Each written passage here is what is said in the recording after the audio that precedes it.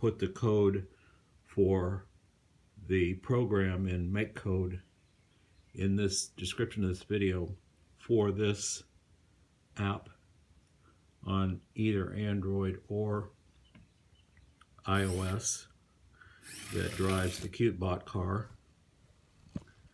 And the point is, these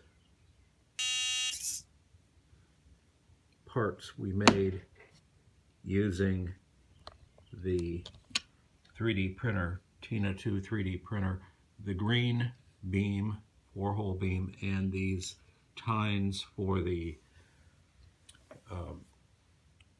forklift, these beams and these tines, we printed on Tina 2 by WeDo printer, 3D printer.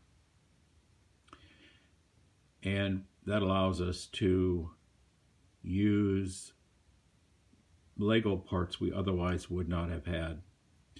So the code for the description, in the description of this video for the microbit MakeCode, you'll see below this video.